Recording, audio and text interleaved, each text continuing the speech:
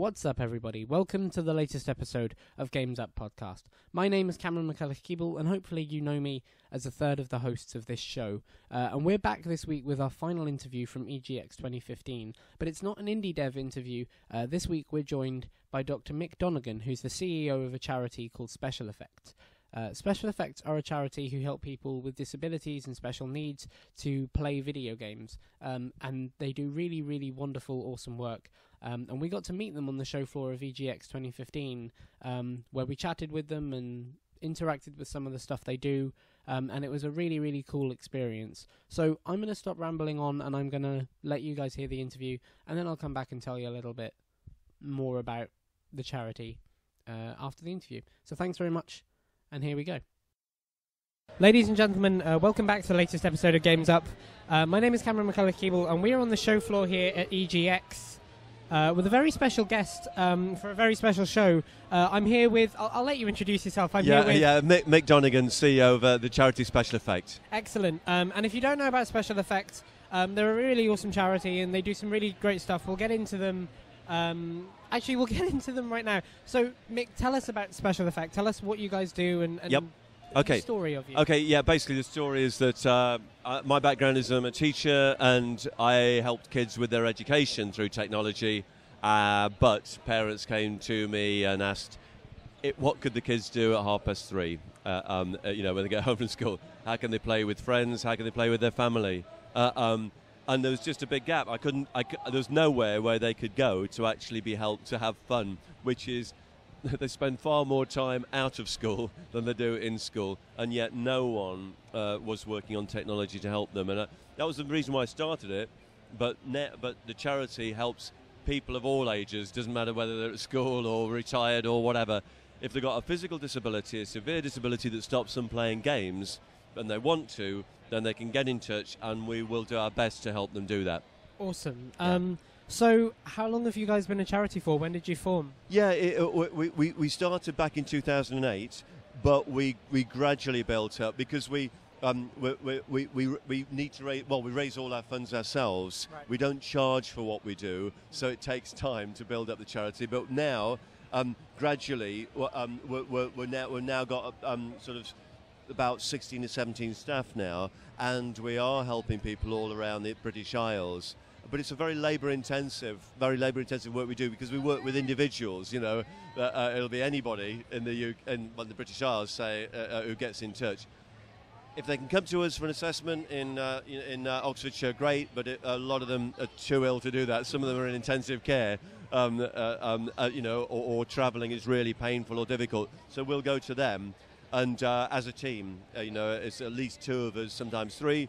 We will see that person, we will find out what kind of game they want to play, and we will do our best to be able to find a way, using a combination of hacking at the software and the hardware and repositioning things and trying things out until we find them a way to play, if at all possible, a mainstream game. If that's what they want to do, we'll do our best to get them doing that. If we can, and then we'll do the assessment, then we'll loan equipment to them so they can try it out, and if it works, then they'll know then what to buy. We don't charge for the assessments, we don't charge for the loan of the equipment, but when they know what they want, we can then loan it to someone else, because they'll be able to buy the equipment themselves. Okay. Obviously, on the show floor behind me, we have some incredible pieces of technology, but seeing as we're only on microphones, the people can't see that's that right. So how exactly do you go? So behind yourself here, we have Minecraft that's controlled with the eyes. We have Mario Kart that can be controlled with the chin. What kind of, how do you... It's a weird question, but how do you help people play games? What kind of things do you guys do? Well, with the Minecraft gaze control Minecraft is a really good example, because we've got a girl who's she's age 12, and she's always wanted to be able to game. She's seen her family play and friends play Minecraft, and she's got no part in it because she's got cerebral palsy, and she can't control an ordinary joypad. So she's been locked out of Minecraft, if you like. And so we've set up an interface that sits on the screen, at the bottom of the screen, where all of the things that you want to do with Minecraft, whether you want to dig or build or whatever, or move forward, etc., she can do those just by looking at those buttons and blinking. So if she wants to dig, she looks at the dig button and blinks, and then she goes back to the main screen where Minecraft is, and then she can do that. And the speed with which she's learned how to do it is absolutely amazing. She's far, far quicker than me, but that doesn't take much. But it's just like watching someone using a joypad. So that's why we do it, is to get, but it's a very personalised system. But now, we've done it for her, but basically anybody now who uses eye movement to control the computer, that they could play Minecraft now by getting this interface. Yeah. Excellent. Do you often find that people who utilise the technologies that you give them play together, sort of form groups with each other? Yeah. What's great in general, the people that we help.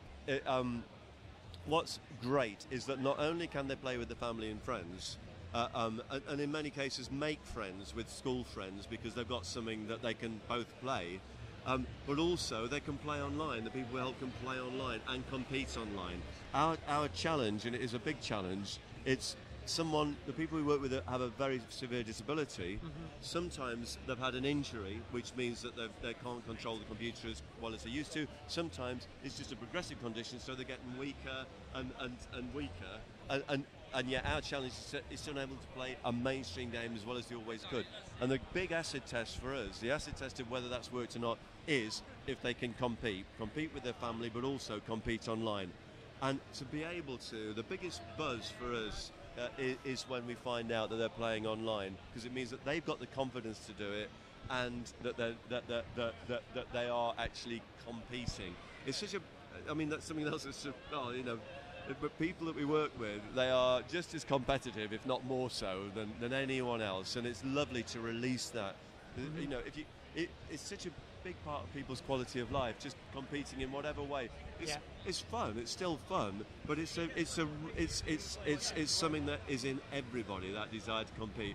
And when they've competed, then it starts the banter and the taking the mick, and it's a reason to communicate with people and a way to make friends. Yeah. That's awesome. Yeah. So obviously hopefully our audience see gaming as a fairly social thing as much as an art thing, like a way to experience things that they wouldn't. Do you find that the people that you help see gaming as a way to sort of view stories and worlds and people and experiences that they wouldn't otherwise? Absolutely, and one of the biggest thrills is when we can actually see people who find it so difficult to move around, or if not impossible in some cases, to move around in the real world, to be able to do whatever they like in the virtual world. And certainly the movement, exploring, discovering, in a virtual world is such a big thing for many of the people that we work with.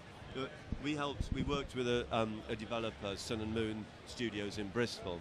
All right. And one of to develop this education, it's mainly educational game, but we made sure that in that game there's the opportunity to control there's a hot air balloon or a plane or a spaceship and just fly it wherever you want. You don't have to do anything other than just steer it around, either with pressing buttons or with your eye movement or your head movement.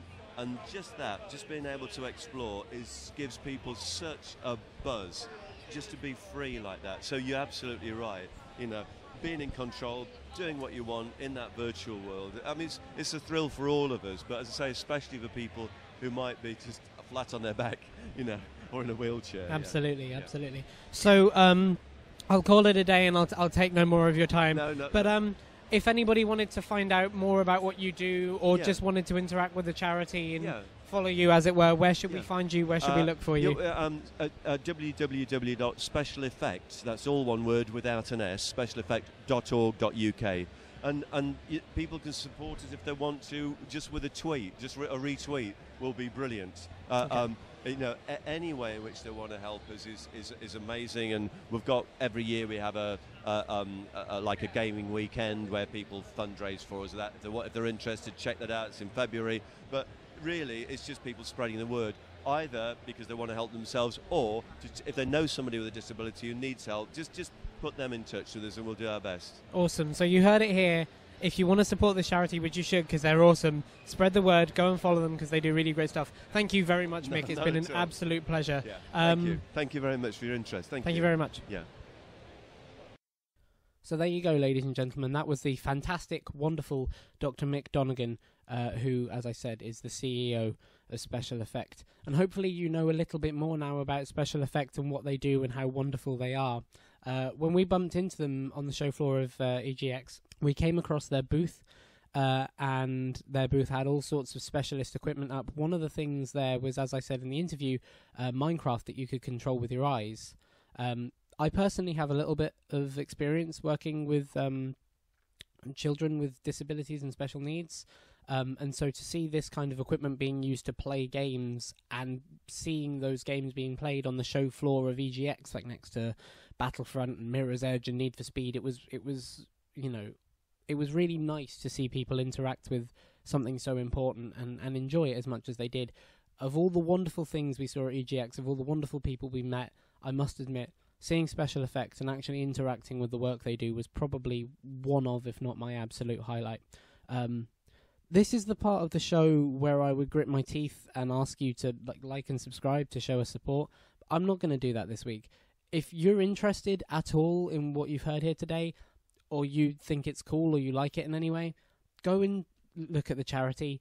Go and retweet the charity, go and follow them on Twitter, go and support them if you can, play their game weekend in February. If you have any spare games that you're not using, or any spare whatever that you're not using, or you can help them in any way, please do, because they're a really, really, really fantastic charity who do equally fantastic work, and the more we can give them, the better.